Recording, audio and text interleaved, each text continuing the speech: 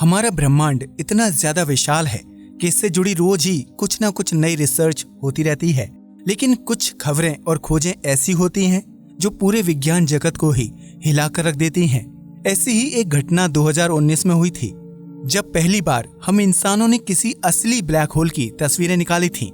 आप जिस तस्वीर को अपनी स्क्रीन पर देख रहे हैं वह एक असली ब्लैक होल की इमेज है और इस इमेज का साइज 4.5 पेटाबाइट्स था। अगर आप इसे नहीं समझ पा रहे तो हम आपको बताते हैं।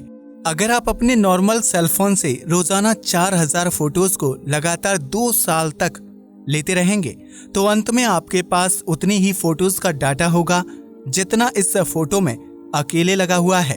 अब शायद आप इस इमेज के साइज को समझ पाए होंगे। दरअसल यह इमेज एक ही कैमरे या एक ही टेलीस्कोप की मदद से नहीं खींची गई थी। इसे खींचने के लिए दुनिया भर के कई सारे टेलीस्कोप्स ने एक साथ अपना डेटा साझा किया था, जिससे एक पूरी इमेज को तैयार किया जा सका था।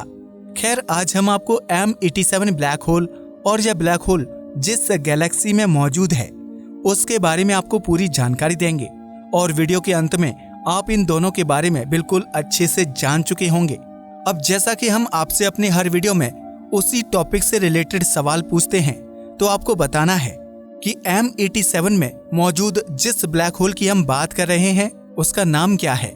कमेंट करके बताएं। लास्ट वीडियो में हमने आपसे पूछा था कि जुपिटर के कितने चांद हैं, तो उसका सही जवाब है 79 मून्स। अब चलते हैं अपने टॉपिक पर।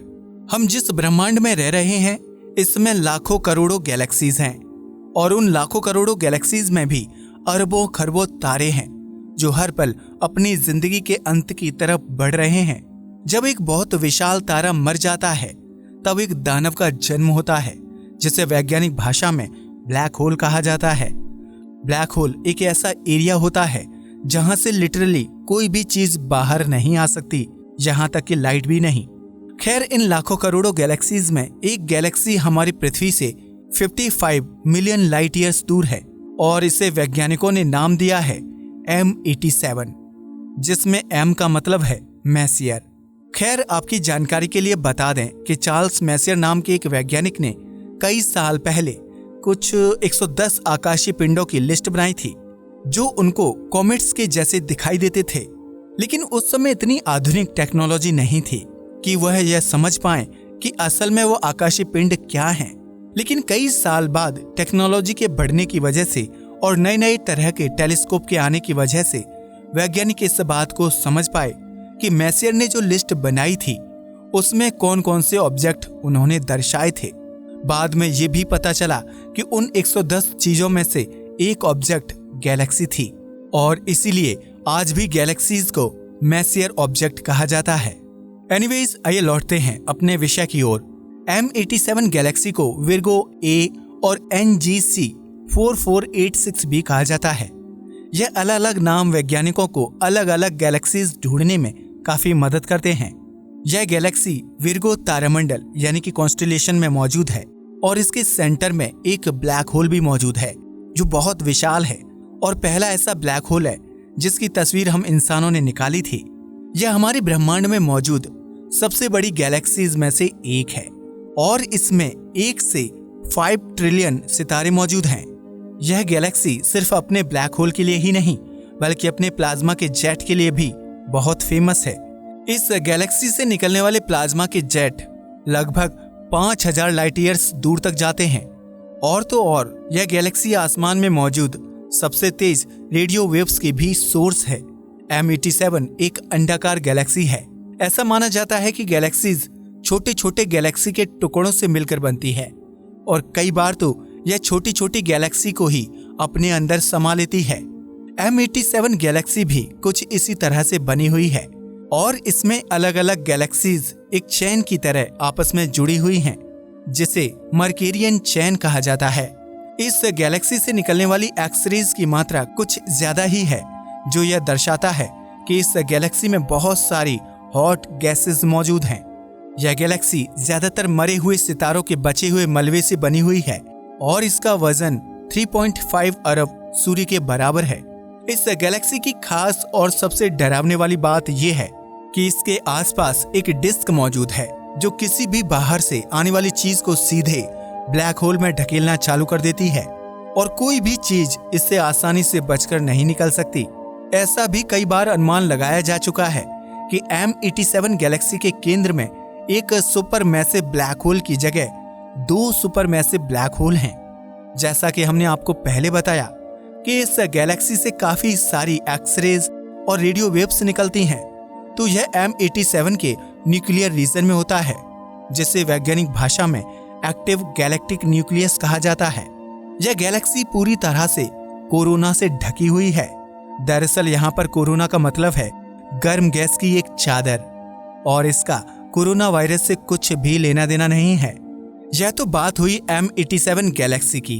अब हम बात करेंगे M87 गैलेक्सी के बीच में मौजूद सुपर मैसिव ब्लैक होल के बारे में, जिसका नाम है M87 ब्लैक होल।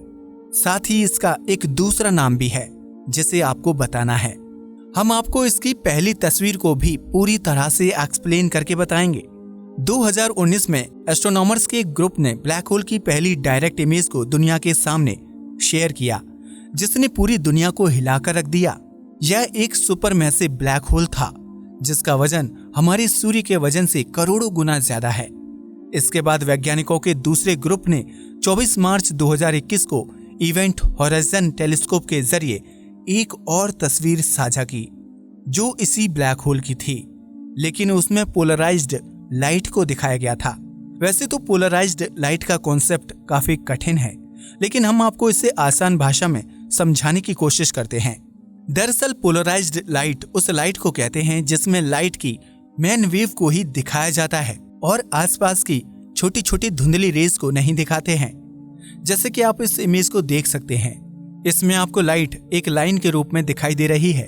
वहीं इसके बगल में जो इमेज है उसमें लाइट डिफ्यूज्ड रूप में दिखाई दे रही है।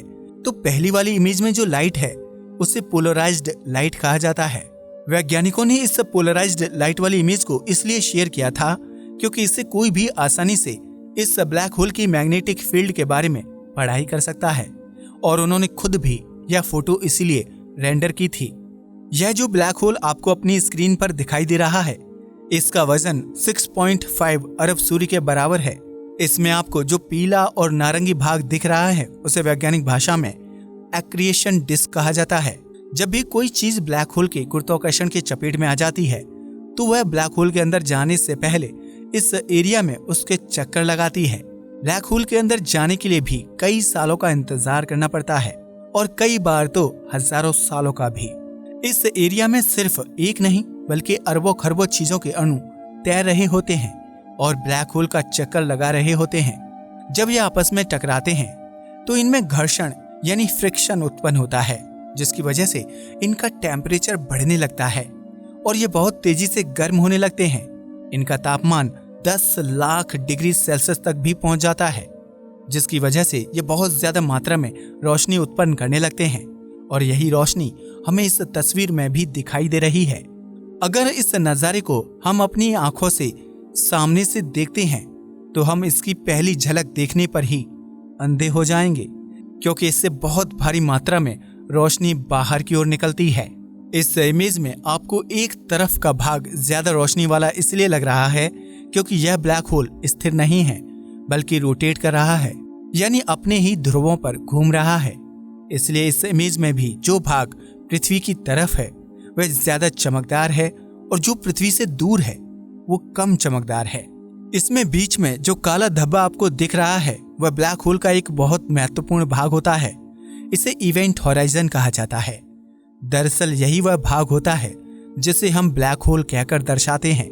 इसके अंदर जाने के बाद कोई भी चीज तब तक बाहर नहीं आ सकती जब तक उसकी गति प्रकाश की गति से तेज ना हो जाए। और जैसा कि हम जानते हैं कि भौतिकी के नियमों के अनुसार कोई भी चीज जिसका अपना वजन है वह कभी भी प्रकाश की गति से तेज नहीं चल सकती। इसका सीधा सा मतलब ये है कि कोई भी चीज जो इवेंट हॉराइजन में घुसती है वह कभी भी किसी भी तरीके से बाहर नहीं आ सकती, फिर चाहे वो प्रकाश ही क्यों ना हो। इस इवेंट हॉराइजन के अंदर एक ऐसा पॉइंट होता है जिसमें पूरे ब्लैक होल का द्रव्यमान केंद्रित होता है। इस पॉइंट को सिंगुलैरिटी कहा जाता है। यह सिंगुलैरिटी इतनी ज्यादा भारी होती है कि इसके आसपास का समय बहुत ज्यादा धीमा चलने लगता है और ब्लैक होल के अंदर तो समय रुक ही जाता है। अगर आप एक विशाल ब्लैक होल के आसपास बस एक 5 मिनट का चक्कर लगाकर आएंगे तो यहाँ धरती पर कई सदियां बीत चुकी होंगी। यह सब टाइम डायलेशन नाम की एक प्रक्रिया की वजह से होता है, जिसके अनुसार अगर आप बहुत तेज गति से ट्रैवल करते हैं या फिर किसी जगह पर जाते हैं जहां का गुरुत्वाकर्षण बहुत ज्यादा है तो आपके लिए समय धीमे गुजरने लगता है और दूसरों के लिए आम रफ्तार से ही चलता है। यह समझना और हजम करना काफी मुश्किल हो सकता है, लेकिन आने वाले वीडियोस में हम आपको इसके बारे में बहुत आसानी से समझाने वाले हैं। खैर, हम आशा करते हैं कि आप ब्लैक होल की इमेज को बहुत अच्छे से समझ गए होंगे। आइए अब थोड़ी नजर डालते हैं M87 गैलेक्सी से निकलने वाले प्लाज्मा जेट की, जो आसमान में 5000 लाइट ईयर्स तक अपना असर छोड़ता है। आपकी जानकारी के लिए बता दें कि वैज्ञानिक खुद भी अभी इस राज से पूरी तरह से पर्दा नहीं हटा पाए हैं। आखिर ये जेट क्रिएट कैसे होते हैं, लेकिन उनका मानना है कि यह जेट ब्लैक होल की मैग्नेटिक फील्ड और उसकी अक्रिएशन डिस्क की मैग्नेटिक फील्ड के आपस में टकराने की वजह से बनते हैं। जैसे जैसे एक ब्लैक होल बड़ा होता जाता है वैसे वैसे इस जेट की ताकत और ज्यादा बढ़ती जाती है और कई बार तो यह इतने ज्यादा पावरफुल हो जाते हैं कि जैसे ही इनकी रेडिएशन किसी चीज के ऊपर पड़ती है वह चीज पूरी तरह से नष्ट हो जाती है। हमारी पृथ्वी की तरफ भी ऐसी कई सारी रेडिएशन आती रहती हैं, लेकिन हमारी पृथ्वी इन सभी ब्लैक होल से काफी दूर है, इसलिए उसका असर हमें पता नहीं चल पाता। ब्लैक होल के कई राज आज भी दफन हैं और इन पर लगातार खोजें चल रही हैं और एक ना एक दिन ऐसा जरूर आएगा जब हम इंसान पूरी तरह से इन ब्लैक होल्स के रहस्य को समझ चुके होंगे। दोस्तों, क्या आपको पता है कि जापान की स्पेस एजेंसी का नाम क्या है? हमें कमेंट करके बताएं, साथ ही उसका पूरा नाम बताएं। आज के लिए बस इतना ही। वीडियो पसंद आया हो तो इसे लाइक और शेयर करें। नमस्कार दोस्तों।